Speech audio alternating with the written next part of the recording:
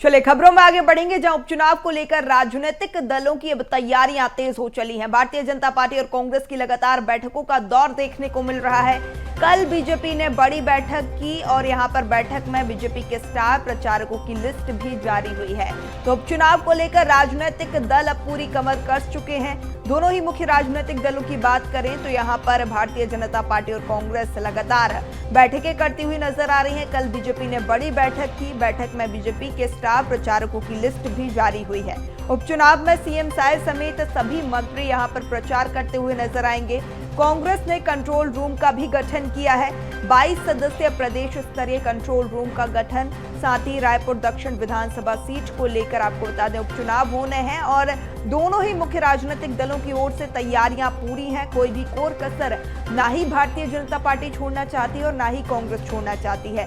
BJP का ये गढ़ कई सालों से रहा है और अब कांग्रेस भी इस गढ़ को भेदने का लगातार प्रयास कर रही है।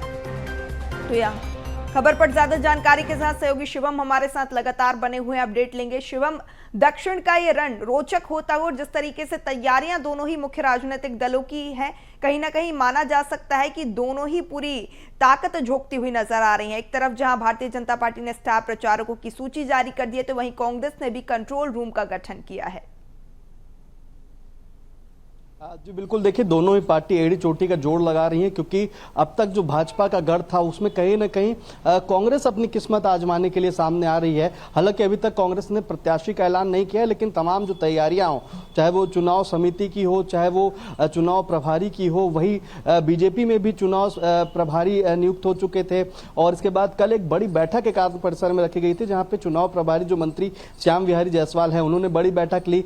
इस बैठक में जो दक्षिण विधानसभा उपचुनाव होना है उसकी जो सीट के पहले जो हुआ करते थे विधायक ब्रजमोहन अग्रवाल, जो अब सांसद हैं, वो वहां पर मौजूद रहे। जो प्रत्याशी बनाए गए हैं सुनील सोनी, वो भी वहां पर मौजूद थे। तमाम कार्यकर्ता मौजूद थे और इस चीज को लेकर के वहां पर शपथ ली गई है कि इस सीट को किसी भी हाल में कांग्रेस की झोली में न जाने पाए। तमाम जो कार्यकर्ता हैं, यहाँ तक कि विधायक जो रायपुर शहर के हैं, उनकी भी ड्यूटी मंडल स्तर पर लगाई गई है। एक एक मंडल उन्हें बांट दिया गया है और उस मंडल की जिम्मेदारी दी गई है, वहां पर वो चुनाव प्रचार करते हुए दे रहे हैं। इसी के साथ साथ उस बैठक से पहले जब एकात्म परिसर में दक्षिण विधानसभा सीट को लेकर के बैठक चल रही थी, उससे पहले जो है स्टार प्रचारकों की सूची भी आ गई। जिस सीट पर ब्रजमोहन अग्रवाल विधायक रहते थे, जो उनकी सीट मानी जाती थी, वो भी अब स्टार प्रचारक की सूची में शामिल हो चुके हैं। उसी सीट के लिए स्टार प्रचारक का रोल अदा करते हुए दिखाई देंगे।